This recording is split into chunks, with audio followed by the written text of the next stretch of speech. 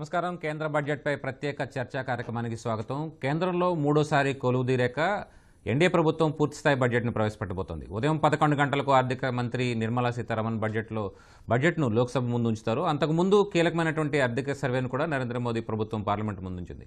ప్రస్తుత ఆర్థిక సంవత్సరంలో వృద్ధి రేటు 6.5 నుంచి 7% మధ్య ఉండొచ్చని అంచనా వేసింది. ప్రపంచవ్యాప్తంగా ఆర్థిక అనిశ్చిత పరిస్థితులు కొనసాగినప్పటికీ దేశీయ వృద్ధి చోదకాలు మాత్రం భారత్కు అండగా నిలిచాయని పేర్కొంది. దేశ ఆర్థిక రంగం ఉజ్వలంగా ఉండొచ్చన్న సంకేతాలని ఇచ్చాయని చెప్పి కూడా తెలిపింది. 2047 నాటికి వికసిత భారత్ లక్ష్యాన్ని సాధించేందుకు అవసరమైనటువంటి చర్యలను సూచించింది. బడ్జెట్పై ప్రత్యేక చర్చ ఇప్పుడు ఇందులో పాల్గొంటున్నారు అందే సత్యం గారు, ఆర్థిక సామాజిక విశ్లేషకులు, అలాగే తిరుపురనేని గోపీచంద్ గారు, సీనియర్ చార్టెడ్ అకౌంటెంట్, అలాగే జి రఘుబాబు గారు, బిజినెస్ కన్సల్టెంట్, కంపెనీ సెక్రటరీ కూడా. ముందుగా సత్యం గారు, అసలు ఎన్డీఏ 3.0 మొదటి పూర్తి బడ్జెట్ ప్రాధాన్యాలు ఏ విధంగా ఉండొచ్చు అనుకుంటున్నారు? గత ఫిబ్రవరిలో ప్రవేశపెట్టినటువంటి బడ్జెట్లో గతంలోగానే బ్యాలెన్స్డ్గా కేటాయింపులు చేశారు. అయితే బడ్జెట్ ప్రతిపాదనలు ఎప్పుడు కూడా కేటాయింపులేం డైరెక్ట్గా సెక్టార్స్కు ఉంటాయి, కార్పొరేటివ్ లేదా ఇండస్ట్రియల్ సెక్టార్స్కు విధానాల పరంగా మార్పులు చేసుకొస్తుంటాయి. బడ్జెట్ ప్రతిపాదనలు అలా ఉంటాయి.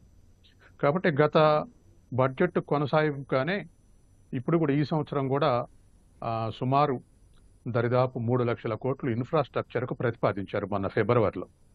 అందులో 2.5 లక్షల కోట్లు బడ్జెట్ ప్రతిపాదనలు, ఒక 50,000 కోట్లు ప్రైవేట్ ఇన్వెస్ట్మెంట్ వస్తుందని ఆశించి 3 లక్షల కోట్లు అని చెప్పేసి ప్రతిపాదించారు. అట్లాగే వ్యవసాయ రంగానికి తర్వాత ఫెర్టిలైజర్స్కు యథావిధిగా కేటాయింపులు చేశారు. అట్లనే గత బడ్జెట్లో ఉపాధి హామీ పథకానికి 60,000 కోట్లు కేటాయిస్తే మొన్న ఫిబ్రవరిలో 86,000 కోట్లు కేటాయించారు. అయితే 83-84 బడ్జెట్లో కేటాయించింది 60,000 కోట్లు, కానీ ఖర్చు చేసింది 90,000 కోట్లు. రకరకాల అయినటువంటి డిమాండ్స్ తోటి పెరిగింది. దాంతో పోలిస్తే 4,000 కోట్లు తగ్గినట్టే. కాబట్టి ఉపాధి హామీ పథకం మీద ఎలాంటి అసలు ఇన్ని వేల కోట్లు ఇన్ని సంవత్సరాలు అనేటువంటిది ఉండొద్దు, నియంత్రణ ఉండొద్దు అనేది ఎకనామిస్టుల యొక్క అభిప్రాయం. ఎందుకంటే రూరల్ ఎంప్లాయ్మెంట్లో, ఇన్ఫార్మల్ సెక్టార్లో అదక్కడే మనకున్నటువంటి స్కీమ్. దాని ఇంకో డిమాండ్ కూడా వస్తుంది. ఏంటంటే గ్రామీణ ఉపాధి కాదు, పట్టణ ఉపాధి హామీ పథకం కూడా ప్రవేశపెట్టాలని చెప్పేసి ఆల్టర్నేటివ్ సజెషన్స్ కూడా చేస్తున్నారు.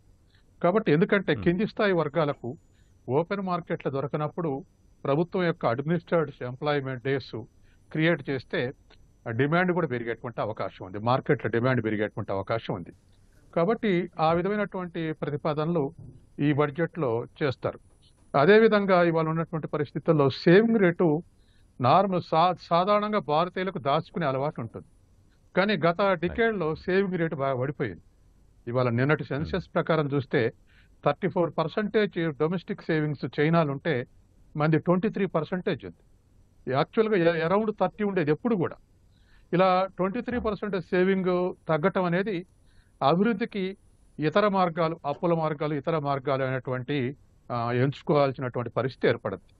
అట్లాగే ఇప్పుడున్నటువంటి పరిస్థితుల్లో ఫిబ్రవరి బడ్జెట్లో ప్రవేశపెట్టిన తర్వాత కేంద్ర ప్రభుత్వానికి 2-3 అదనపు ఆదాయాలు చేకూరినాయి. రిజర్వ్ బ్యాంక్ ఆఫ్ ఇండియా 2,11,000 కోట్లు డివిడెండ్ ఇచ్చింది. అట్లాగే ఎస్టిమేషన్ చేసిన దానికన్నా జిఎస్టీలో 1,00,000 కోట్లు పెరిగింది. ఆ తర్వాత ప్రత్యక్ష పన్నులు కూడా అదనంగా ఇంకో 1,00,000 కోట్లు పెరిగినాయి. తర్వాత సెస్ ద్వారా వసూలు చేస్తున్నటువంటి సంవత్సరానికి 1,00,000 కోట్లు అదనంగా పెరుగుతున్నాయి. కాబట్టి ఇవన్నిటిని కూడా దేనికి ఉపయోగించుకుంటారని ఇవాళ దేశవ్యాప్తంగా చర్చ జరిగింది గత 15 రోజులుగా. ఆ చర్చలో భాగంగా రెండు మార్గాలు అని ఎక్స్పెక్ట్ చేస్తున్నారు. ఒకటి, బీజేపీకి సీట్లు తగ్గాయి కాబట్టి వెల్ఫేర్ స్కీమ్స్ మీద ఖర్చు పెడితే ఈ అదనంగా వచ్చిన ఆదాయం అనేది ఒక ఊహ.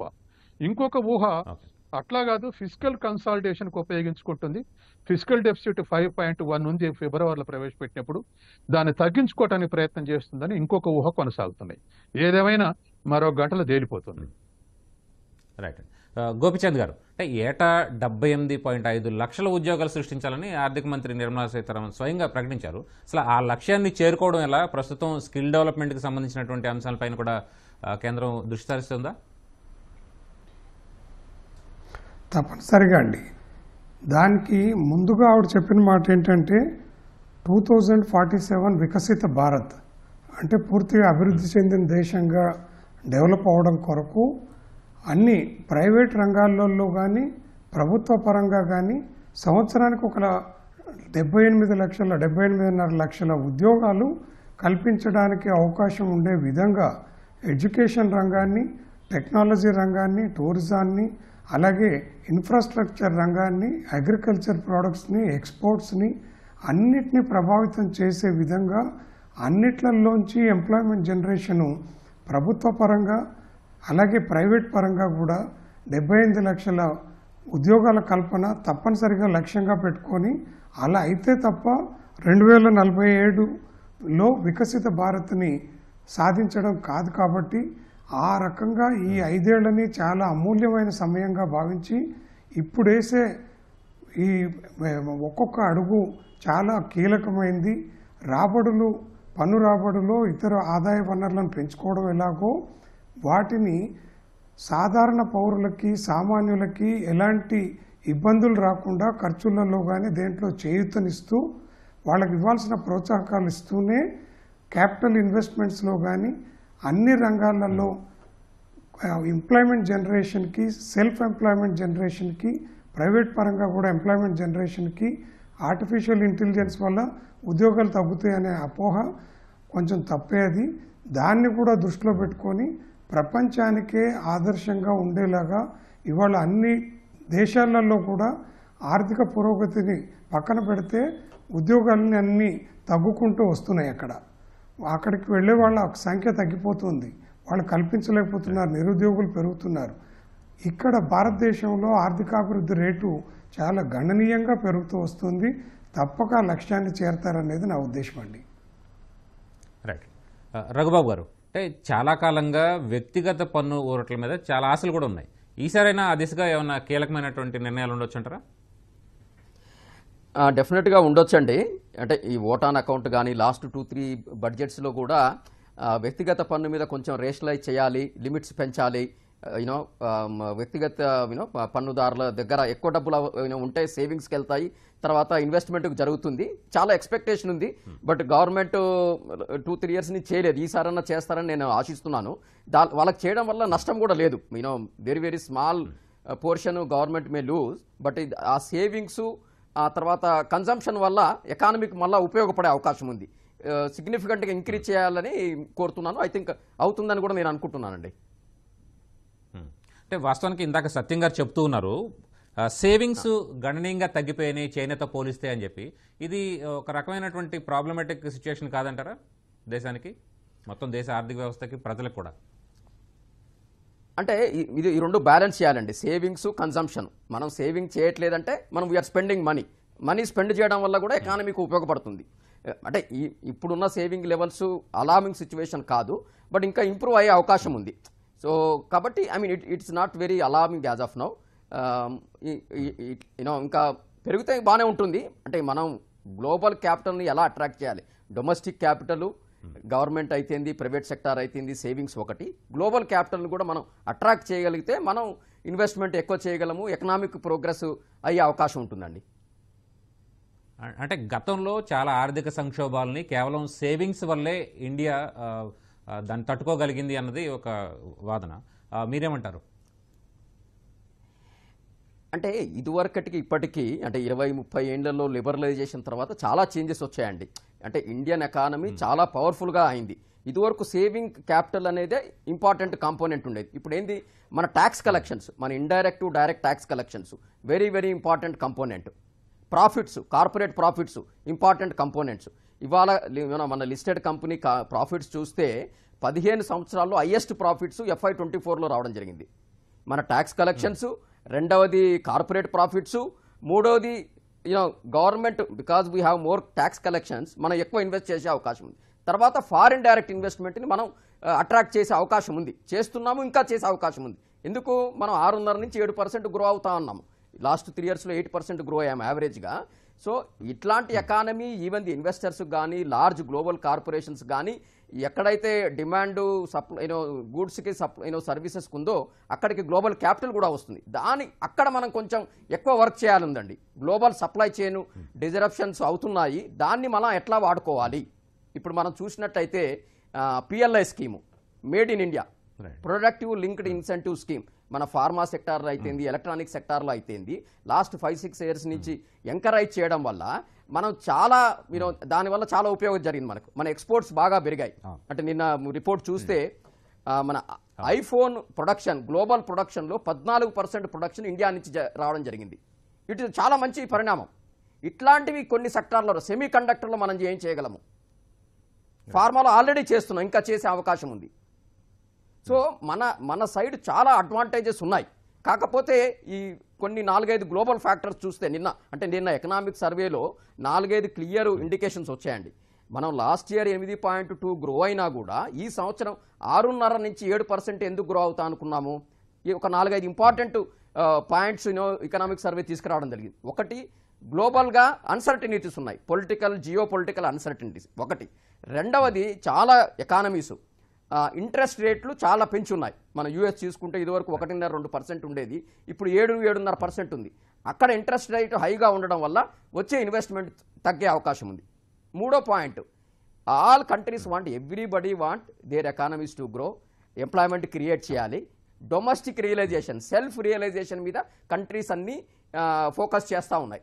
దానివల్ల ఏంటి, బ్యాలెన్సింగ్, మన సెల్ఫ్ ప్రొడక్షన్ ఎలా చేయాలి, అవుట్ సోర్సింగ్ ఎంత చేయాలి. ఇదివరకు ఏంటి అంటే మన ప్రీ కోవిడ్ పీరియడ్లో ఏంటంటే nobody cared for a self realization. ఎక్కడైతే తక్కువ దొరుకుతున్న గూడ్స్ అక్కడి నుంచి ఇంపోర్ట్ చేయడం జరిగింది. ఇప్పుడు it has become a strategic importance, self reliance అనేది. Another 2 important factors. ఇంకోటి మనం క్లైమేట్ అండి. క్లైమేట్ వల్ల మనం చూస్తూ ఉన్నాం lot of uncertainties. Climate impact వల్ల వర్షాలు కానీ, వేడి కానీ, water levels in the seal కానీ, ఇవన్నీ so many things we are experiencing. దీనికి చాలా ఇన్వెస్ట్మెంట్ చేయాల్సిన పరిస్థితి గ్లోబల్లో ఉంది. లాస్ట్ పాయింట్ ఏంటంటే టెక్నాలజీ అండ్ ఏఐ వలన అన్ని సెక్టార్లు ఇంపాక్ట్ అవుతుంది, గ్లోబల్గా ఇంపాక్ట్ అవుతుంది. జాబ్స్ పోతాయా, జాబ్స్కి టెక్నాలజీ అనేది కాంప్లిమెంట్ అవుతుందా అనేది ఈ ఫ్యాక్టర్స్ మీద మనకు medium to long term India growth అనేది ఆధారపడి ఉంటుంది.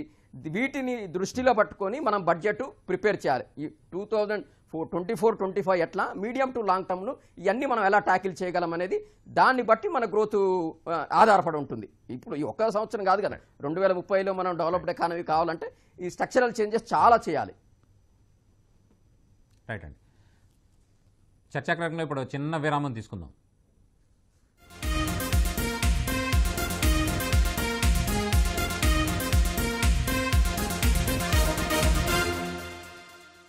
ఐశ్వర్యం కోసం అందరూ పూజలు చేసే ఈ తరుణంలో మీ లలిత వారి శ్రావణం ప్రత్యేక ఆఫర్. అన్ని బంగార నగలపై తరుగులో 1% తక్కువండి. డైమండ్ జ్యువెలరీకి క్యారెట్ కు 5,000 తక్కువండి. ఇది మీ లలిత జ్యువెలరీ వారి ఆఫర్. ఈ ఆఫర్ ను ఇతర షోరూంల ఆఫర్లతో పోల్చి చూడండి. నగలు అలాగే కొనాలండి. డబ్బును ఎంత కష్టపడి సంపాదిస్తున్నారో నాకు బాగా తెలుసండి. గుర్తుపెట్టుకోండి, డబ్బులు ఎవరికి ఊరికే రావు.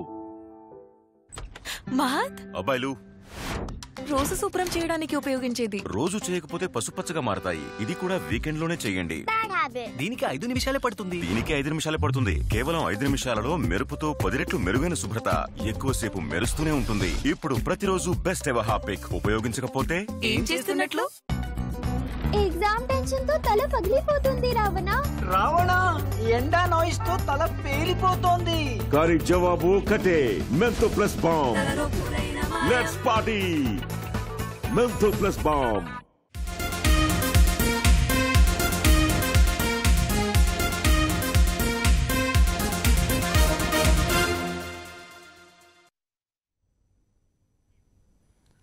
చర్చా కార్యక్రమానికి తిరిగి స్వాగతం. సత్యం గారు, అసలు దేశ ఆర్థిక వ్యవస్థ స్థితిగతుల మీద సోమవారం పార్లమెంట్ ముందుకు వచ్చినటువంటి ఆర్థిక సర్వే టోటల్గా ఏం చెప్పిందంటారు? టోటల్గా వాస్తవానికి మరి పోయిన ఫైనాన్స్ ఇయర్లో 8.2 ఎందుకు ఉంది, ఇప్పుడు 6.5 నుంచి 7 ఎందుకు తగ్గించి చెప్తున్నారంటే, అగ్రికల్చర్ గ్రోత్ రేటు గతంలో 3 to 4% గ్రోత్ రేట్ ఉంది. గత ఫైనాన్స్ ఇయర్లో 1.7% గ్రోత్ రేట్ ఉంది. కాబట్టి గ్రోత్ రేట్ అంటే primary sector, secondary sector, tertiary sector 3 కలిపి చేస్తారు. కాబట్టి ప్రైమరీ సెక్టార్లో కొంచెం అనుమానాలు ఉన్నాయి, అదొక కారణం. రెండోది ఇన్ఫ్రా, ఇప్పుడు ఉన్నటువంటి క్యాపిటల్ ఎక్స్పెండిచర్ చేస్తున్నటువంటి క్యాపిటల్ సెక్టార్లో గ్రోత్ రేటు మందగిస్తూ ఉంది. సర్వీస్ సెక్టర్ ఇది ఓకే. కాబట్టి మినిమం వాళ్ళు చెప్పినట్టు 65 నుంచి 7 మధ్య ఉండొచ్చు అనేటువంటిది ఒక అంచనా ఎకనామిక్ సర్వేలో మనం చెప్పినటువంటి అంశం. తర్వాత రెండోది ఫారెన్ డైరెక్ట్ ఇన్వెస్ట్మెంట్ని అట్రాక్ట్ చేయాలి. తర్వాత అది చైనా నుంచి వచ్చేటువంటి డైరెక్ట్ ఇన్వెస్ట్మెంట్ పెరిగితే మనకు ఇంబ్యాలెన్స్, ట్రేడ్ ఇంబ్యాలెన్స్ కరెక్ట్ అవుద్ది అనేది ఎకనామిక్ సర్వేలో రెండో పాయింట్ చెప్పారు. ఇది చాలా ఇంపార్టెంట్. ఎందుకంటే మనం ఎక్కడ మాట్లాడినా చైనాకు మనకు పడదు, చైనా మనకు పడదు అనేటువంటిది అనుకుంటాం. కానీ అసలు ఇవాళ ఇంటర్నేషనల్ ట్రేడ్లో ఫస్ట్ ఉన్నది మనకు చైనాకే, ఆ తర్వాతనే మనకు అమెరికా ఉన్నది. దరిదాపు $118 బిలియన్ చైనా మన వ్యాపారం. అది అమెరికాతో పోలిస్తే ఎక్కువే, కొద్దిగా 1% ఎక్కువ ఉంది. ఇప్పుడు ఇక్కడ ఈ ఎకనామిక్ సర్వేలో 132 సార్లు చైనా అనే పదం వచ్చింది, 132 టైమ్స్ ఈ సర్వేలో. ఎందుకు అన్నిసార్లు అనాల్సి వచ్చింది అంటే ఇప్పుడు మనం కొత్తగా ప్రవేశపెట్టబోయేది ఏంటంటే ఈ బడ్జెట్ ప్రతిపాదనలో చైనా నుంచి ఇన్వెస్ట్మెంట్ని అట్రాక్ట్ చేయాలి అనేది. అది అట్రాక్ట్ చేస్తే చైనా ఇన్వెస్టర్లు మన దాంట్లో పెట్టుబడి పెట్టి ఇక్కడ నుంచి యూరోప్కి అమెరికాకి ఎక్స్పోర్ట్ చేసుకుంటే ఈ ఇంబ్యాలెన్స్ తగ్గేటువంటి అవకాశం ఉంది. మన ఎక్స్పోర్ట్ $17 బిలియన్ అయితే వాళ్ళ నుంచి మనం తీసుకుని ఇంపోర్ట్ $101 బిలియన్, దరిదాపు $85 బిలియన్ చైనా తోటి లోటు ఉంది. ఇది ఏ దేశంతో కన్నా మనకు ఎక్కువ ఉంది. ఈ సమస్య పరిష్కరించుకోవాలంటే మన ఎక్స్పోర్ట్స్ పెంచడం ద్వారా కాదు, చైనా వాళ్ళ FDI అట్రాక్ట్ చేయడం ద్వారానే ఇది పరిష్కరించుకోవచ్చు అని కొత్తగా ఇవాళ ఎకనామిక్ సర్వేలో అది పేర్కొన్నారు. ఈ రెండో అంశం. మూడోది ఏమిటంటే మనకి FDIలు వస్తాయని ఆశపడుతున్నాం, కానీ ఇవాళ ఎకనామిక్ సర్వేలో కొత్త అంశం ఏమిటంటే 2009లో వచ్చిన FDIలు జీడిపిలో 3.5% ఉన్నాయి. ఇప్పుడు జీడిపిలో 2% ఉంది. కొత్తగా ఏమిటంటే మన ఇన్వెస్ట్మెంట్ ఇతర అవుట్ఫ్లో అవుతున్నాయి. అంటే ఈ 23-24 ఫైనాన్షియల్ ఒక ఎగ్జాంపుల్ చెప్పాలంటే జీడిపిలో ఇన్ఫ్లో 2% ఉంటే అవుట్ఫ్లో 1.3% ఉంది. వచ్చినవి 2% అయితే పోయినాయి 1.3% జీడిపి. అంటే నెట్ ఎంత 0.7. 0.7ని 2009లో 3.5ని కంపేర్ చేస్తే, కాబట్టి మనం వస్తున్న FDIలు కాకుండా పోయే FDIలు ఎక్కువ ఉన్నాయి. దీన్ని మనం జాగ్రత్తగా కాపాడుకోకపోతే ముందు ఇప్పుడు ప్రతిపాదించిన సంవత్సరానికి నాన్ ఇన్ఫార్మల్ సెక్టార్లో 78 లక్షల ఉద్యోగాలు సృష్టించడం అనేది రియలైజ్ కాదు. ఎందుకంటే ఈ ఇన్వెస్ట్మెంట్ పెరిగితేనే, క్యాపిటల్ ఎక్స్పెండిచర్ పెరిగితేనే సస్టైనబుల్ ఎంప్లాయ్మెంట్ గ్రో అవుతూ ఉంటుంది.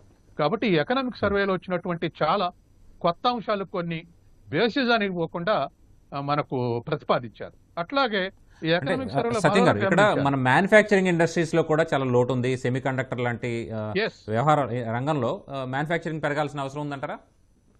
మ్యానుఫ్యాక్చరింగ్ క్లస్టర్ వీకెస్ట్ ఉంది మనకు. మిగతా రెండింటితో మన సర్వీస్ సెక్టర్ తోటి అగ్రికల్చర్ సెక్టర్ తోటి పోలిస్తే మ్యానుఫ్యాక్చరింగ్ సెక్టర్ వీక్ ఉంది. దీని పర్సంటేజ్ జీడిపి పెరగట్లేదు. తర్వాత ఎక్స్పోర్ట్స్ లో కూడా మనం వెనకబడిపోతున్నాం. తర్వాత ఎంప్లాయ్మెంట్ గ్రోత్ కూడా మ్యానుఫ్యాక్చరింగ్ సెక్టార్లో అయినటువంటి ఎంప్లాయ్మెంట్ గ్రోత్ మిగతా దాంట్లో కాదు. ఎందుకంటే నాన్ ఇన్ఫార్మల్ సెక్టార్లో ఎంప్లాయ్మెంట్ గ్రోత్ రేట్ పెరిగేది మ్యానుఫ్యాక్చరింగ్ సెక్టార్నే. కాబట్టి అది రెసెషన్లో ఉన్నట్టుగా అవుపడుతుంది. కాబట్టి దానికి ఇంపార్టెన్స్ ఇవ్వాల్సినటువంటి అవసరం ఉంది. ఇవాళ క్యాపిటల్ ఎక్స్పెండిచర్ కూడా ఇంకా పెంచాల్సినటువంటి అవసరం ఉందనేది ఈ ఎకనామిక్ సర్వేలో గుర్తించారు. Right sir. గోపీచంద్ గారు, అంటే రంగాల వారీగా చూసినప్పుడు బడ్జెట్లో వేటికి ప్రాధాన్యం లభించే అవకాశాలు ఉన్నాయంటారు? ఇక ప్రత్యేకించి ట్యాక్స్ విషయంలో వ్యక్తిగత ట్యాక్స్ కావచ్చు, లేకపోతే కార్పొరేట్ ట్యాక్స్ కావచ్చు, దానికి సంబంధించి ఎలాంటి మార్పులు చోటు చేసుకునే అవకాశం ఉందనుకుంటున్నారు? నిన్నటి సర్వే, పార్లమెంట్లో పెట్టిన సర్వే ప్రకారమైన గతంలో తాత్కాలిక బడ్జెట్ ప్రవేశపెట్టిన దాని మీద ఆధారపడి, అలాగే అంతకుముందు ప్రవేశపెట్టిన బడ్జెట్లు ఈ 3.4 అలాగే 2047 వికసిత్ భారత్ లక్ష్యాలను దృష్టిలో పెట్టుకుంటే ముఖ్యంగా ప్రభుత్వం infrastructure, technology development, education, health, rural employment generation, rural support, పూరెస్ట్కి రూరల్ సపోర్ట్ చేస్తూ అందరికీ హౌసింగ్ ఇచ్చే అవకాశం ఉందండి. శానిటేషన్, ఎడ్యుకేషన్ మీద అంటే విద్య, ఆరోగ్యం, అలాగే హౌసింగ్, ఫార్మర్ సపోర్టు, అలాగే ఉమెన్ ఎంపవర్మెంట్ కోసం ఈసారి చాలా ఖర్చు పెట్టే అవకాశం ఉందండి. ఇన్ఫ్రాస్ట్రక్చర్లో మెయిన్గా టెలికమ్యూనికేషన్స్, రోడ్స్, రైల్స్, పోర్ట్స్, అలాగే ఎయిర్పోర్ట్స్ మీద కూడా ఎలాగూ డిఫెన్స్లో అయితే ఎలాగూ కేటాయింపులు తప్పదు, అది ఎలాగో అవసరం, అత్యవసరం. వీటన్నిటితో పాటు సెక్యూరిటీ, పర్సనల్ సెక్యూరిటీ కోసం తీసుకోవాల్సిన జాగ్రత్తల కోసం ఖర్చు పెట్టే అవకాశం ఉందండి. అలాగే ఇండస్ట్రీస్ విషయంలో ఇంతకుముందు అన్ని రంగాలలో లాగా అగ్రికల్చర్ తోటి పోలిస్తే, ఎడ్యుకేషన్ తోటి పోలిస్తే, ఇతర రంగాలతోటి పోలిస్తే, ఇరిగేషను అలాంటి వాటితో పోలిస్తే ఈసారి ఇండస్ట్రీస్ మీద చాలా ఫోకస్ చేసే అవకాశం ఉంది. మినరల్ డెవలప్మెంట్స్ అంటే మన దేశంలో ఉన్న ఖనిజ సంపదని వెలికి తీయడానికి, ముఖ్యంగా బ్యాటరీలలో వాడే లిథినియం వెలికి తీయడానికి, అలాగే దేశంలో ఉన్న అనేక ఖనిజ సంపదలను వెలికి తీయడానికి, వాటిని అన్నిటినీ జాతీయ సంపదగా సృష్టించి వనరులను సమకూర్చడానికి దాని మీద కూడా ఎక్కువగా పెట్టుబడులు పెట్టే అవకాశం ఉందండి. అలాగే ట్రాన్స్పోర్టేషను, క్యాపిటల్ ఇన్వెస్ట్మెంట్, గత తాత్కాలిక బడ్జెట్లో క్యాపిటల్ ఇన్వెస్ట్మెంట్ కోసము దాదాపు 9 లక్షల కోట్ల రూపాయలు ఖర్చు పెట్టడం జరిగింది. ఇది జిఎస్టీ ద్వారా వచ్చిన 11 లక్షల కోట్లలో 9 లక్షలు దానికి క్యాపిటల్ ఇన్వెస్ట్మెంట్కి ఖర్చు పెట్టడం అని అంటే దేశ అభివృద్ధికి బాటలు వేయడానికి, ఈరోజు మన బార్డర్లో సరిహద్దు ప్రాంతాలలో కొన్ని నిమిషాల తేడాలో మన సైన్యం వెళ్ళడానికి అన్ని చోట్ల నుంచి ఎలా అయితే ట్రాన్స్పోర్టేషన్ క్రియేట్ చేయడం జరిగిందో, దేశంలో ప్రతి విలేజ్ని కూడా national highways authority of India ద్వారా ప్రతి గ్రామాన్ని ట్రాన్స్పోర్టేషన్ పెంచడానికి ఖర్చు పెట్టడం జరుగుతుంది. అలాగే మీరు అడిగినట్టుగా ఈ రంగాల వారీగా కేటాయింపులు గతంలో ఉన్న వాటికంటే ఒక ప్రణాళికాబద్ధంగా ప్లాన్డ్ ఎక్స్పెండిచర్ కోసం ఈసారి తప్పనిసరిగా 11 లక్షల కోట్ల రూపాయలని క్యాపిటల్ ఇన్వెస్ట్మెంట్ కింద ఖర్చు పెట్టేందుకు ఏర్పాటు చేస్తారని నేను అనుకుంటున్నాను. అలాగే ట్యాక్సేషన్ పరంగా వస్తే ఇప్పటి వరకు 2014లో చేసిన మార్పులు తప్ప స్టాండర్డ్ డిడక్షన్ ఉద్యోగస్తులకు ఇచ్చే ప్రామాణిక తగ్గింపు 50,000 నుంచి నా అంచనాల ప్రకారం ₹1,00,000 వరకు పెంచే అవకాశం కనపడుతుంది. అలాగే బేసిక్ ట్యాక్స్ స్ట్రక్చర్లో 2.5 లక్షల నుంచి, ఒకవేళ ఇప్పుడున్న కొత్త స్కీమ్ ప్రకారం 7 లక్షలు, పాత స్కీమ్ ప్రకారము 5 లక్షల పరిమితి లోపల ఆదాయం ఉంటే తప్ప, అది దాటి ₹1 వచ్చినా కూడా బేసిక్ పరిమితి 2.5 లక్షలు లేదా 3 లక్షలు, సీనియర్ సిటిజన్స్ అయితే 5 లక్షలకి దాటి ట్యాక్స్ చెల్లించాల్సిన అవసరం వస్తుంది. దాన్ని తప్పనిసరిగా ఈసారి పెంచే అవకాశం కనపడుతుంది.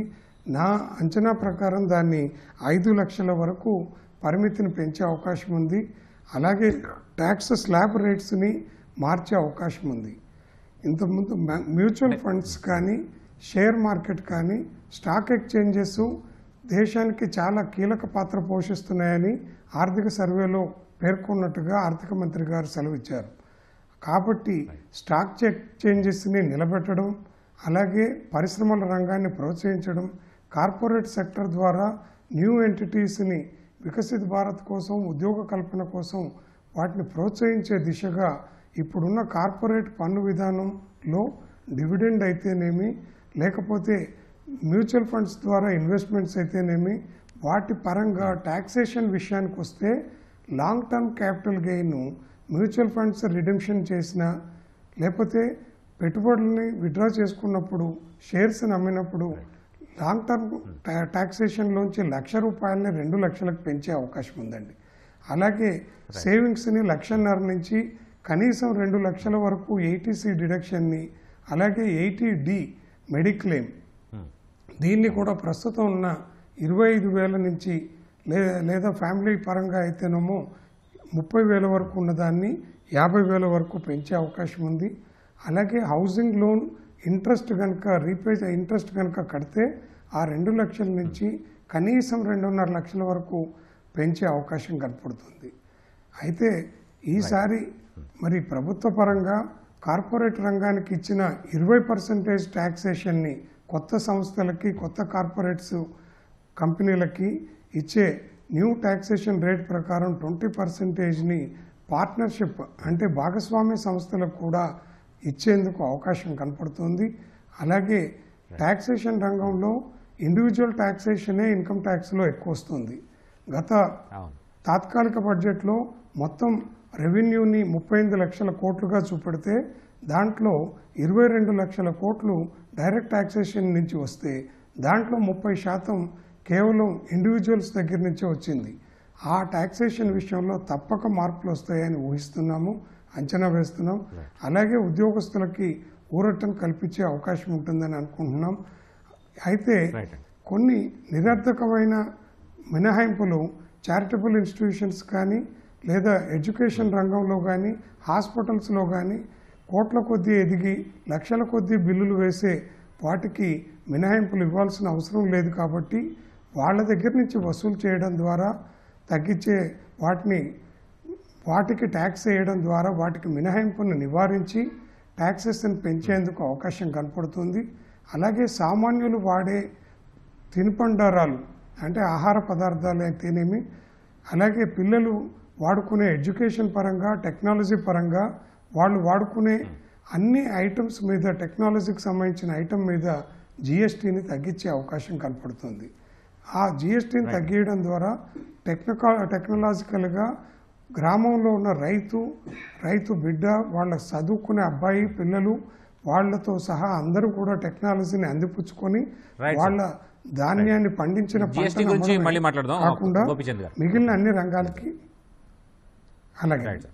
రైట్ సార్, చర్చా కార్యక్రమం ఇప్పుడు చిన్న విరామం తీసుకుందాం.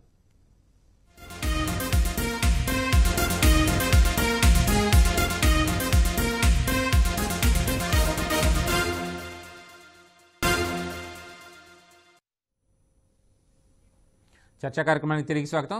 రఘుబాబు గారు, అంటే కీలకమైనటువంటి వడ్డీ రేట్లు గుదిబండలుగా మారి చాలా కాలంగా ప్రజలు వ్యాపార వర్గాలు కూడా ఇబ్బంది పడుతున్నారు.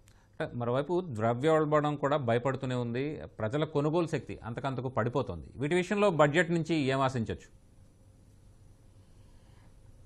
బడ్జెట్ నుంచి అంటే జిఎస్టీ అండి, జిఎస్టీ వల్ల కూడా మనకు అల్టిమేట్ ప్రైసెస్ పెరగడం జరుగుతుంది. జిఎస్టీ రేట్స్ కొంచెం రేషనలైజ్ చేయడం వల్ల పర్టికులర్గా సామాన్య మనుషులు వాడే పదార్థాలు కానీ గూడ్స్ కానీ క్లోత్స్ కానీ అది ఒక విషయము. రెండవది ఏంటంటే ఇంట్రెస్ట్ రేట్స్ కూడా, అంటే ఆర్బీఐ ఏం చేస్తూ ఉందంటే inflation and interest rate interplay ఉంటుంది. మనం ఇంట్రెస్ట్ పెంచి ఉంచితే ఇన్ఫ్లేషన్ తగ్గుతుంది అనేది ఆశ. ఫిజికల్ కన్సాలిడేషను, ఫిజికల్ ప్రుడెన్స్ గురించి మనం కొంచెం బ్యాలెన్స్డ్గా అప్రోచ్ చేస్తూ ఉన్నాం. మనం లాస్ట్ 2 to 3 years కూడా ఆర్బీఐ ఇంట్రెస్ట్ రేటు తగ్గకుండా ఇన్ఫ్లేషన్ కంట్రోల్ చేయడానికి చేస్తూ వచ్చింది. బట్ మేబీ నెక్స్ట్ 2 to 3 monthsలో ఇంట్రెస్ట్ రేట్ని ఏమన్నా తగ్గించే అవకాశం ఉంది. దానివల్ల కొంచెం పర్టికులర్గా మధ్యతరగతి వాళ్ళకి ఉపయోగపడే అవకాశం ఉందన్నమాట. అంటే వాస్తవానికి ఇక్కడ జిఎస్టీ ఆదాయం కోల్పోతే ప్రభుత్వం ఏం చేయగలుగుతుందంట?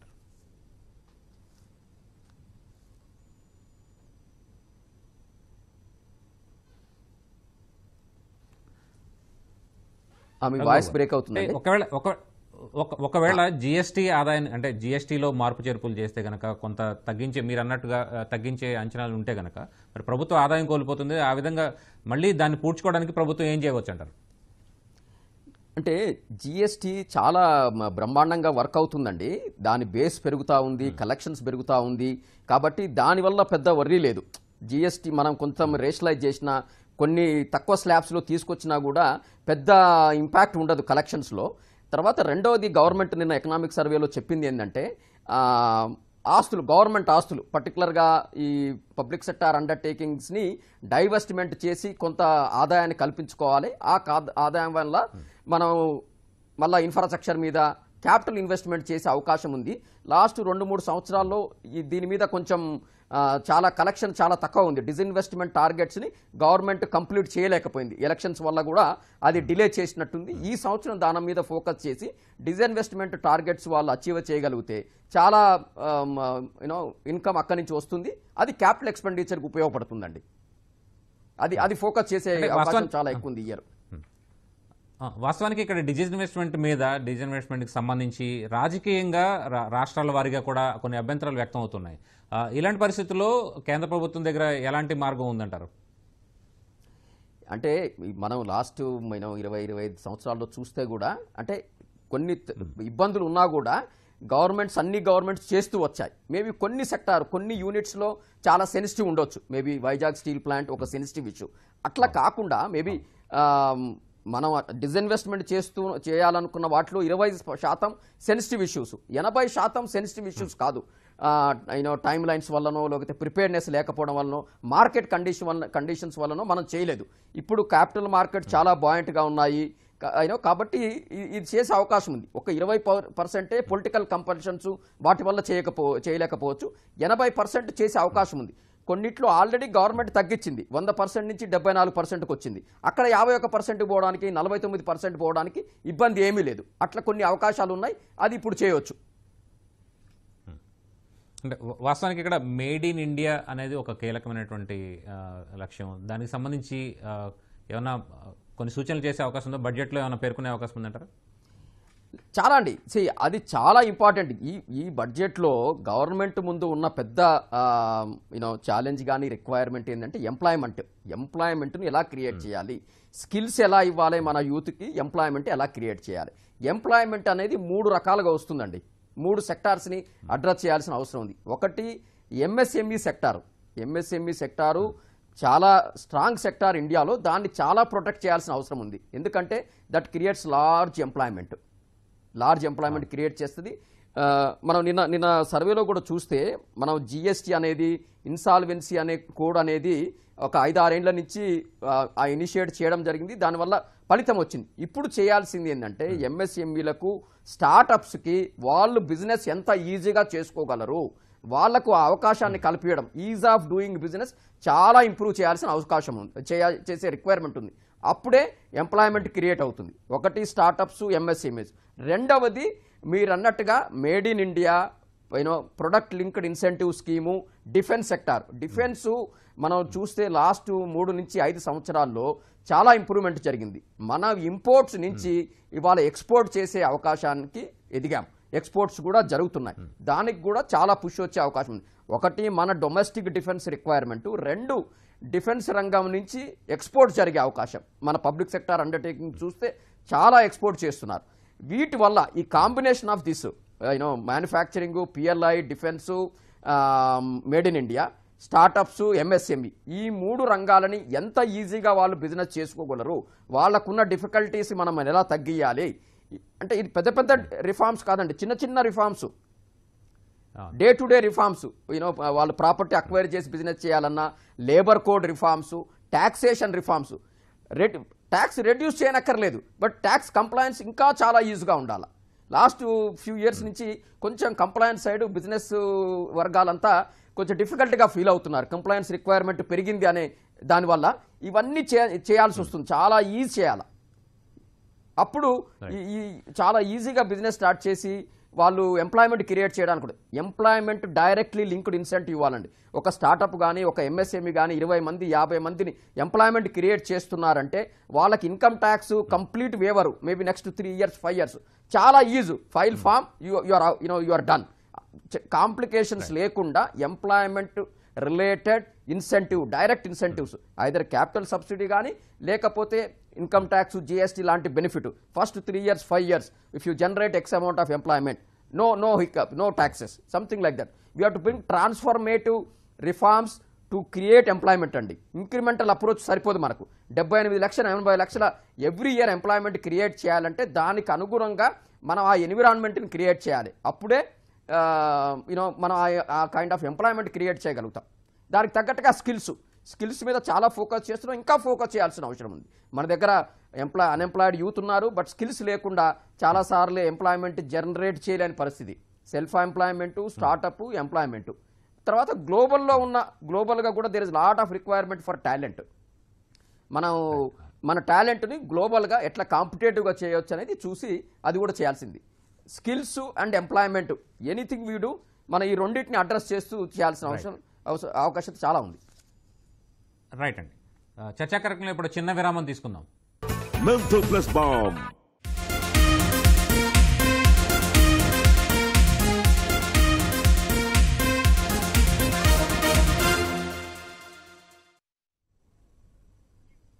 బడ్జెట్పై చర్చా కార్యక్రమానికి తిరిగి స్వాగతం. సత్యం గారు, అంటే ఒక సామాన్యుడి కోణంలో చూసినప్పుడు బడ్జెట్ని పరిశీలించడం ఎందుకు అందరికీ అవసరం, బడ్జెట్లో తీసుకునేటువంటి నిర్ణయాలు ప్రజల ఆర్థిక రోజువారీ జీవితాన్ని ఎలా ప్రభావితం చేస్తాయి? ఇప్పుడు వాస్తవానికి 91 గ్లోబలైజేషన్ తర్వాత ఓపెన్ మార్కెట్లో middle class, lower middle class sustain కావటం కష్టం అవుతుంది. ఎందుకంటే వాళ్ళ ఆదాయాలకు కానీ వాళ్ళ ఖర్చుకు కానీ సెక్యూరిటీ లేదు. ఉదాహరణకు గతంలో రేషన్ షాపుల ద్వారా 14 రకాల సరుకులు ఇచ్చేవాళ్ళు. ఇప్పుడు 1-2 సప్లై చేస్తారు. అంటే వాళ్ళకు ఆ సెక్యూరిటీ లేదు. రెండు ఇన్కమ్ సెక్యూరిటీ కూడా లేదు. ఎందుకంటే ఇప్పుడు ఫార్మల్ వేజ్ అయితే కొంత సెక్యూరిటీ ఉంటుంది. ఇన్ఫార్మల్ సెక్టార్లో వేజెస్కు సెక్యూరిటీ ఉండదు. జీతం వస్తే కూలీలు వస్తే వస్తుంది, లేకపోతే లేదు. కాబట్టి అసలు బడ్జెట్ అడ్రస్ చేయాల్సిందే అటువంటి 70%. ఓపెన్ మార్కెట్లో కార్పొరేట్ సెక్టార్ కానీ, ఇండస్ట్రియల్ సెక్టార్ కానీ, ఆర్గనైజ్డ్ సెక్టార్ కానీ అది సస్టైన్ అవుతుంది. తర్వాత అడ్వాంటేజెస్ కూడా వాటికి వస్తున్నాయి. కాబట్టి ఇవాళ మీరు కార్పొరేట్ సెక్టార్ లాభాలు చూడండి, రోజు రోజుకు శరవేగంగా పెరుగుతుంటాయి. ఇప్పుడు మనం చూస్తున్నాంగా 1% పాపులేషన్ చేతుల్లో 40% వెల్త్ కేంద్రీకృతమైంది. దరిదాపు ఇన్ఈక్వాలిటీస్ బాగా వేగంగా ఉన్నటువంటి 10 దేశాల్లో భారతదేశం కూడా చేరింది. అంటే దీని అర్థం ఏమిటి? ఓపెన్ మార్కెట్లో వాళ్ళు అక్రూ చేయగలుగుతున్నారు, వాళ్ళ ఇన్కమ్ కానీ వెల్త్ని కానీ. కానీ 70 కోట్ల మంది లోయర్ మిడిల్ పూరర్ సెక్షన్స్ దాంట్లో సస్టైన్ కాలేకపోతారు. ఇప్పుడు బడ్జెట్లో దాన్ని అడ్రస్ చేయాలి. బడ్జెట్లో అడ్రస్ చేస్తేనే అది మీరు ఎంప్లాయ్మెంట్ గ్యారెంటీ స్కీమ్ని 150 రోజుల నుంచి 250 రోజులకు పెంచుతారా, గత బడ్జెట్లో ప్రతిపాదించిన 86,000 కోట్ల నుంచి 1,20,000 కోట్లకు పెంచుతారా? ఇటువంటివన్నీ కూడా చాలా ఇంపార్టెంట్. అట్లాగే ఇవాళ రైతాంగం ఉంది. ఇది ప్రపంచవ్యాప్తంగా అన్ని దేశాలు కూడా వ్యవసాయాన్ని రక్షించుకుంటున్నాయి. అంటే 840 కోట్ల మంది ప్రపంచ జనాభా ఉంది. వీళ్ళకు తిండి పెట్టాలి అంటే ఇంపోర్ట్ చేసుకోవడం దానినే కష్టం. కాబట్టి ఎవరికి వాళ్ళే సస్టైన్ చేసుకోవడానికి ప్రయత్నం చేస్తారు. అమెరికాలో అయితే గత 10 ఏళ్లలో 50% సబ్సిడీ భరించిన రైతుకయ్యే ఖర్చులో రైతుల సంఖ్య 20 లక్షల నుంచి 10 లక్షల మంది పడిపోయారు అమెరికాలో. ఇక మిగతా దేశాలు ఏ దేశాల్లో అయినా వ్యవసాయం లాభదాయకంగా లేదు. రక్షించుకోవాలంటే సబ్సిడీలు ఇవన్నీ చేయడం చేస్తా ఉన్నారు. కాబట్టి ఇవాళ తెలంగాణలో మనం ఎట్లయితే రైతు భరోసా కానీ లేదా లోన్ వేవర్ కానీ చేశామో ఇవి దేశవ్యాప్తంగా certain extent. Modi of course కుటుంబానికి 6,000 ఇస్తుండు. అట్లా కాదు, ఎకరాకి ఎంత ఇస్తారో చెప్పేసి దాన్ని పెంచాల్సినటువంటి అవసరం ఉంది. దేశవ్యాప్తంగా 6,000 కోట్ల చొప్పున మాఫీ చేస్తే ఒక 30,000 కోట్లు అచీవ్ అవుతుంది. ఇంత పెద్ద 12 కోట్ల మంది రైతులకు 30,000 కోట్లు అనేది చాలా చిన్న అమౌంట్. మన తెలంగాణలో రేపు రుణమాఫీ చేస్తే 31,000 కోట్లకు సమానం. కాబట్టి దేశవ్యాప్తంగా ఈ వ్యవసాయాన్ని రక్షించుకోవటానికి ఎందుకు రక్షించుకోవాలంటున్నంటే ఒకటి ఉత్పత్తే కాదు, రెండో వైపు ఎంప్లాయ్మెంట్. ఇవాళ still today 46% are working in agriculture sector. వీళ్ళు కనుక నిరుద్యోగులు అయితే ఏ సెక్టార్ మన దేశంలో ఇండస్ట్రియల్ సెక్టర్ కానీ సర్వీస్ సెక్టర్ కానీ ఉద్యోగిత కల్పించలేదు. కాబట్టి 46% మందికి ఉద్యోగిత కల్పిస్తుంది వ్యవసాయ రంగం. దాన్ని ప్రొటెక్ట్ చేయకపోతే చాలా సమస్యలు వస్తాయి. కాబట్టి తర్వాత రెండోది మన ఉత్పత్తి కూడా స్వాతంత్రం వచ్చినాడు 50 మిలియన్ టన్నులు ఉన్నది ఇప్పుడు 300 మిలియన్ టన్నులకు పెరిగింది. రేపు 338 మిలియన్ టన్నులకు మనం అచీవ్ కాబోతున్నాం. అంటే మనకు ఫుడ్ సెక్యూరిటీ పోని ఇతర దేశాలకు ఎక్స్పోర్ట్ చేయగలుగుతున్నాం. ఇటువంటి సెక్టర్ మీద WTO నుంచి ఘాట్ ఒప్పందం నుంచి అనేక రిస్ట్రిక్షన్స్ వచ్చాయి. దాన్ని లోబడి మన ప్రభుత్వం అక్కడక్కడ మాయ చేయబోతుంది. కానీ ఖచ్చితంగా బడ్జెట్లో ఆ కేటాయింపులు ఉండాలి. ఇప్పుడు ఉదాహరణకు కనీస మద్దతు ధర వరికి 2,300 ప్రకటించారు ఈ సంవత్సరం. 2,300 ప్రకటించడం అంటే అర్థం ఏంది? MSP ఇచ్చినట్టు కాదు. మిల్లర్లు 2,300 పెట్టకపోతే FCI రంగంలోకి వచ్చి 2,300 కొనాలి. FCI ఇంపార్టెన్స్ తగ్గింది, దానికి కొన్ని యంత్రాంగం తగ్గింది. రాష్ట్ర ప్రభుత్వాల మీద ఆధారపడి మీరు కొనంటే మేము తీసుకుంటామని కొంటున్నారు. మన తెలంగాణలో ఏమైంది? ఇవాళ మిల్లర్లకు ఇచ్చిన దానంలో 10,000 కోట్ల విలువైనటువంటి ధాన్యం గవర్నమెంట్కి ఇవ్వలేదు. ఎట్లా వసూలు చేయాలో తెలవట్లేదు. కాబట్టి FCIని స్ట్రెంథన్ చేసి దాని మెకానిజాన్ని స్ట్రెంథన్ చేస్తేనే MSP ఇంప్లిమెంట్ అయింది. ఎట్లాగ MS స్వామినాథన్ రికమెండ్ చేసినట్టు MSP అయ్యే ఖర్చుకు 50% కలిపి ఇవ్వమంటుండు. అంటే కెంటాలకు 2,000 ఖర్చు అయితే ఇంకో 1,000 కలిపి 3,000 ఇవ్వమంటుండు. అది లాంగ్ పెండింగ్ డిమాండ్. దానికి మన రాష్ట్ర ప్రభుత్వం వైఎస్ రాజశేఖర్ ఉన్నప్పుడు జయతి ఘోష్ కమిషన్ నియమించారు. అంతకుముందు MS స్వామినాథన్ కమిషన్ ఉంది. దాని ఆధారంగా ఇక్కడ రికమెండ్ చేయమని జయతి ఘోష్ని నియమించారు. ఇవేవి కూడా వ్యవసాయ రంగానికి అమలు జరగట్లేదు. కాబట్టి ఇవాళ 50% మందికి ఉద్యోగిత కల్పించే వ్యవసాయ రంగాన్ని వదులుకుంటే మనం చాలా డోల్ డ్రమ్స్ లో పడతాం. ఇది ఒక అంశం. రెండోది, మనం ఇంపోర్ట్ చేసుకొని ఈ దేశంలో ప్రజలకు అన్నం పెట్టలేము. అది దాని సెల్ఫ్ సస్టైన్ డెవలప్ దెబ్బతింటే. కాబట్టి ఇవాళ వ్యవసాయ రంగానికి ఇప్పుడు ఫెర్టిలైజర్ సబ్సిడీ అంతకుముందు ప్రతిపాదకన్నా కొంత తగ్గించారు. మళ్ళీ డిమాండ్ దేశవ్యాప్తంగా గొడవలు చేసిన తర్వాత అది 2 లక్షల కోట్లకు పెంచారు, లేకపోతే తగ్గించారు. అంటే ఇవి ఎందుకు తగ్గిస్తున్నారు? భారతదేశంలో దేశానికి ఇష్టం లేకనా, ప్రభుత్వాలకు ఇష్టం లేకనా? కాదు, WTO యొక్క ప్రెజర్ ఉంది. గవర్నమెంట్ ఇన్వాల్వ్మెంట్ ఉండదు, గవర్నమెంట్ సబ్సిడీస్ ఉండొద్దు అనేది ఒకదానికి మనం అగ్రిమెంట్ సంతకం చేసి ఉన్నాం. కాబట్టి ఈ ప్రెజర్స్ లోనే ఇటువంటి పనులు చేస్తా ఉన్నారు. కాబట్టి వ్యవసాయ రంగానికి 1,27,000 కోట్లు కేటాయించారు ఫిబ్రవరి బడ్జెట్ లో, ఓటాని అకౌంట్ బడ్జెట్ లో. అట్లాగే 1,68,000 కోట్లు ఫెర్టిలైజర్ సబ్సిడీ కేటాయించారు. దాన్ని ఇంకా ఈ రైతాంగానికి సరిపోని కేటాయించాల్సినటువంటి అవసరం ఉంది. దీన్ని రక్షించుకోకపోతే కష్టం. సరే, ప్రతి బడ్జెట్ లో మనకు వ్యవసాయం ఎన్నెముక అంటనే ఉన్నాం, కానీ ఆ ఒడిదుడుకుల నుంచి బయటపడేయాల్సినటువంటి బాధ్యత ప్రభుత్వం అందింది. కాబట్టి వ్యవసాయంలో ఉండే వాళ్ళంతా రిచ్ ఫార్మర్స్ అంతా 8%, 92% holding belong to the 92% land. 5 ఎకరాల లోపు ఉన్నటువంటి కమతాలు 92% ఉన్నాయి. కాబట్టి నువ్వు ప్రొటెక్షన్ ఎంత ఇస్తే అంత ఈ 5 ఎకరాల లోపు సస్టైన్ అయితే వ్యవసాయం నిలబడుద్ది. రైట్ అండి. చర్చా కార్యక్రమంలో ఇప్పుడు చిన్న విరామం తీసుకుందాం.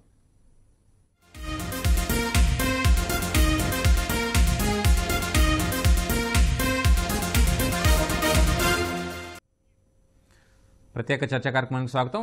గోపీచంద్ గారు, అంటే మోదీ నేతృత్వంలోని ఎన్డీఏ మూడోసారి అధికారంలోకి వచ్చిన ఈసారి సమీకరణాలు అంతగా అనుకూలంగా లేని నేపథ్యంలో సంస్కరణల విషయంలో ఎలాంటి వైఖరి తీసుకోవచ్చు అంటారు? ఈ వారికి సమీకరణాలు వాళ్ళకి అనుకూలంగా లేవు అనేది రాజకీయపరమైన విషయము. దాన్ని ప్రభుత్వ పరంగా వాళ్ళు దాన్ని ఆలోచించి నిర్ణయం తీసుకుంటారు. దేశభక్తి కలిగిన ప్రధాని, దేశభక్తి కలిగిన నాయకులు, అలాగే దేశభక్తి కలిగిన ప్రతిపక్షం అందరూ 2047కి భారతదేశం అభివృద్ధి చెందాలనే విషయానికి గత 50-60 సంవత్సరాలలో జరగని మొత్తం అభివృద్ధి కార్యక్రమాలని టేకప్ చేయడానికి అన్ని రకాలుగా కృషి చేస్తూ రావడం జరుగుతోంది. ఇప్పటికి 2 సార్లు ఎన్డీఏ ప్రభుత్వానికి అవకాశం ఇచ్చి 3వసారి కూడా వాళ్ళని ఆశీర్వదించినందువల్ల ఇప్పుడు తీసుకునే నిర్ణయాలు రాబోయే సంవత్సరాలలో భారతదేశం అభివృద్ధి చెందడానికి, అలాగే సామాన్య మానవుడికి కనీస వసతులతో పాటు, ఆహారంతో పాటు విద్య, ఉపాధి, ఉద్యోగం, ఆరోగ్యం, భద్రత, వీటన్నిటి విషయంలో ట్రాన్స్పోర్టేషన్తో సహా చేసేందుకు చాలా గతంలో వాటికి ఏ రంగాలకి ప్రోత్సాహకాలు ఇచ్చి ఎలా అయితే ముందడుగు వేశారో, పెట్టుబడులు ఇవ్వడంతో పాటు, పెట్టుబడులను పెంచడంతో పాటు, ఆస్తిలను పెంచడంతో పాటు, అలాగే ప్రజా సౌకర్యాల కోసంతో ఇవ్వడంతో పాటు, అలాగే పబ్లిక్ వెల్ఫేర్ యాక్టివిటీస్, ప్రజా సంక్షేమ పథకాలకి ఏమాత్రం లోటు లేకుండా ప్రతి వారిని చేదోడు వాదోడుగా, చిన్న తమ్ముళ్ళలాగా, చిన్న చెల్లెళ్ళలాగా అందరినీ వాళ్ళందరినీ చేతులతో ఒదిమి పట్టుకుని వాళ్ళందరికీ కూడా అవకాశం ఉందండి. దానికోసం రెవెన్యూ పెంచుకోవడానికి పన్ను ఎగువేతదారుల పట్ల కఠినమైన నిర్ణయాలు తీసుకోవడం ద్వారా జీఎస్టీ రెవెన్యూ కానీ, ప్రత్యక్ష పన్నులు కానీ పెంచుకోవడానికి అవకాశం కలుగుతుందండి. అలాగే అన్ని రంగాలకి కేటాయింపులకి ఇప్పుడున్న పరిమితులకి వాళ్ళ సమీకరణాలతో ఉన్న వాటికి సంబంధం లేకుండా స్ట్రాంగెస్ట్ ఫౌండేషన్ని ఈ సంవత్సరం నుంచే మొదలుపెట్టి ప్రజల మనసులలో చిరస్థాయిగా నిలబడిపోయేలాగా, అప్పుడున్న ప్రభుత్వాలు ఇలా చేసి రాజకీయాలు మారొచ్చేమో కానీ, ప్రభుత్వాలు మారొచ్చేమో కానీ, దీనికి ఫౌండేషన్ మెయిన్ పిల్లరు కింద ఫౌండేషన్ని గట్టిగా వేసుకుంటూ వచ్చారు. కాబట్టి అదే ప్రణాళికాబద్ధంగా దాన్ని చేసే అవకాశం ఉందండి. అలాగే ట్యాక్సెస్ విషయంలో కూడా సమూలమైన మార్పులు తీసుకొచ్చి డిజిటల్ పేమెంట్స్ విషయంలో చాలా ప్రోత్సాహకాలు ఇచ్చి పన్ను భారాన్ని తగ్గించి ప్రజలు ఎదుర్కొంటున్న జిఎస్టీలో కానీ, డైరెక్ట్ ట్యాక్సెస్లో కానీ వాటిని అన్నిటినీ ఈసారి బడ్జెట్లో వాటిని అన్నిటినీ సమాధానాలు ఇస్తూ వాటన్నిటికీ సూచనలు సింప్లిఫై చేయడం, మోర్ సింప్లిసిటీ, మోర్ కాంప్లియన్స్, అలాగే ఎక్కువ రెవెన్యూ జనరేట్ అయ్యి ఎక్కువ వెల్ఫేర్ ప్రోగ్రామ్స్ చేయడానికి లెస్ గవర్నమెంట్ మోర్ గవర్నెన్స్, ఈ పథకాలతోటి పరిమితులన్నింటినీ అధిగమించి భారతదేశ రెవెన్యూని ఇప్పుడున్న నేచురల్ కెలామిటీస్ని దృష్టిలో పెట్టుకొని ప్రగతి రేటుని 6.5-7 మధ్యలో చెప్పినా గతంలో లాగా ఇప్పుడు కూడా అది 10%కి వెళ్ళడానికి ఎలాంటి అనుమానం లేదు. అలాగే కామన్ మ్యాన్ని సపోర్ట్ చేసే విషయంలో అన్ని రకాల సౌకర్యాలు కల్పించి వాళ్ళని చేదోడు వాదోడుగా ముఖ్యంగా గ్రామీణ ప్రాంతాల్లో ఉన్న ప్రజలని, మహిళల్ని, చిన్నపిల్లల్ని, ఆరోగ్యాన్ని, ఆహారాన్ని, ఆరోగ్యం విషయంలో సర్వేలో కూడా ఆ మాట చెప్పారు. ఆరోగ్యం చెడిపోవడానికి కారణం ఆహార పదార్థాల కల్తీ, తినే వస్తువుల తేడా అని చెప్పారు. మానసిక రోగాలకి కారణం కూడా చెప్పడం జరిగింది. వాటిని అన్నిటినీ దృష్టిలో పెట్టుకునే బడ్జెట్ ప్రతిపాదనలు ప్రపోజ్ చేశారు. అదేవిధంగా లాంగ్ టర్మ్ క్యాపిటల్ గెయిన్ విషయంలో మార్కెట్లకు ఊతం ఇవ్వడానికి మ్యూచువల్ ఫండ్స్ కానీ షేర్స్ విషయంలో రేటు తగ్గించే అవకాశం ఉందండి. డివిడెండ్ మీద ట్యాక్స్ తీసేసే అవకాశం ఉంది. రైట్ అండి. అంటే రఘుబాబు గారు, అంటే ఇప్పుడు లోక్సభలో ఆర్థిక మంత్రి కొద్దిసేపట్లో బడ్జెట్ ప్రవేశపెట్టబోతున్నారు. దీన్ని ప్రత్యక్ష ప్రసారం ద్వారా